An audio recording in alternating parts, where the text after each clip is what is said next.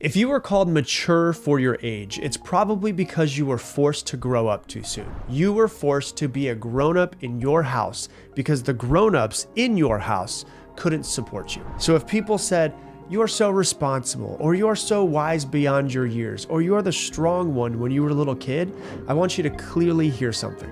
That wasn't maturity, it was adaptation. Growing up too soon doesn't mean that you were special.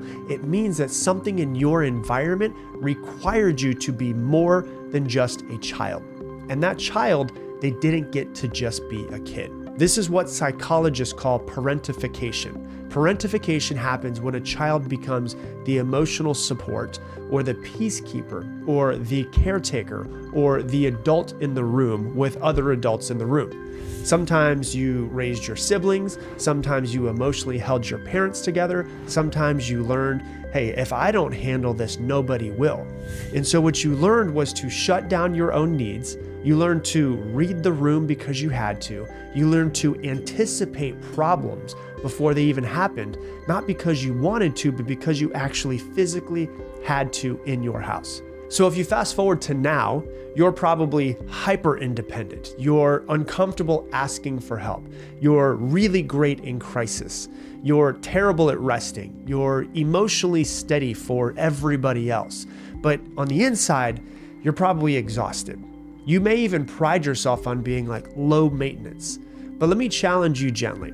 You're not low maintenance. You are just trained not to have needs because there wasn't time for your needs as a child. And that training, it doesn't just disappear when you become an adult. And there's a hidden cost in all of this. And this is the part that most people usually miss. When a child grows up too soon, they don't just lose their childhood, they lose their spontaneity. They lose their play, their creativity, their softness. And now when something is calm in your area, it feels suspicious because your nervous system is not used to calm. And so if there's something inside of you that's screaming, "This is me," there's nothing wrong with you. It's your nervous system has learned that stability depends on me, that I have to control everything. So of course, you struggle to let go. Of course, you want to control everything. Of course, slowing down feels dangerous to you. And I want you to understand you're not broken. It's just your body is still living by old rules. So you need to retrain and re-heal your body. So how do you heal all of this? First off, healing doesn't mean that you're becoming weak or losing your edge or falling apart. It means that you're learning to allow yourself to receive without earning it first. It means that you're doing something you may never have done before. And that means practicing asking for help before you burn out, letting somebody else lead without micromanaging, resting without explaining yourself, not needing to over-control everything. And most importantly, it means telling that younger version of you that still lives deep down inside of you, hey, you don't have to hold it all together anymore. I got this. It's training your nervous system to learn to rest and feel safe again. So if you grew up too soon, I want you to know this.